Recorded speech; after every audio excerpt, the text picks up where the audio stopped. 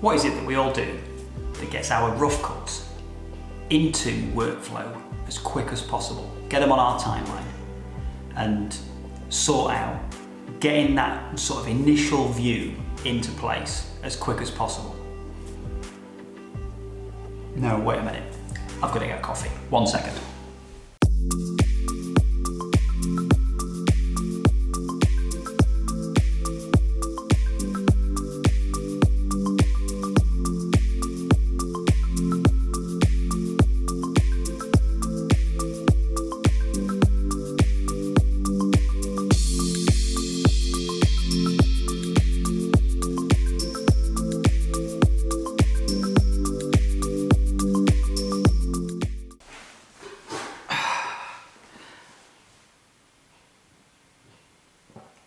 Yeah, that's better.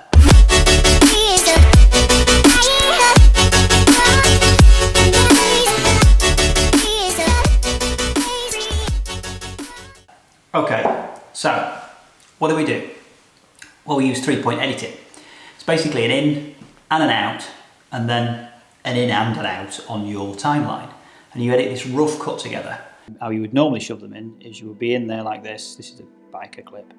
And you would start razoring away like a man with no arms. So like, yeah, I want a piece up to there, and then I don't want that bit, but I don't want this guy further close to this side, so razor up to there like that, and then you'd be straight in, get rid, move your clips into place, play, make sure they hit what you want it to hit, yeah, everything's fine, etc, etc, etc.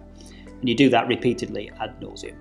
Don't do that. That's just too long. It's too long. So what we do is we drop them into the viewer line here, and what we do is we scroll to where we want him to be. So we want this guy here. So we want an in point there. So we hit I on the keyboard. As you can see, he's dropped an in point in, and then we scroll along to where we want it to be. Yeah, we want that bit like that there. So we hit O again, and then we grab and drag the whole clip in, and basically it's just give us what we've selected. We then jump into our next scene. Actually, yes, what we want is we want a little bit of a aerial shot of that. So moving into here now, so let's have this bit here, scroll along to there, hit I and O on our keyboard, boom, it's dragged into place. So now we've basically got two scenes, and we've already got a rough cut.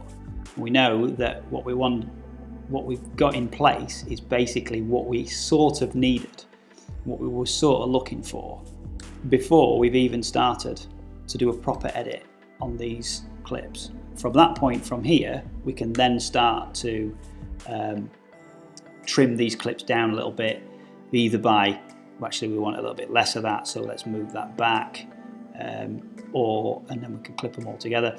Or we can say, actually, do you know what, let's do a little bit more complicated. Let's slip these along a little bit. So let's move this along and slip it back slightly so that we see the cyclist coming in.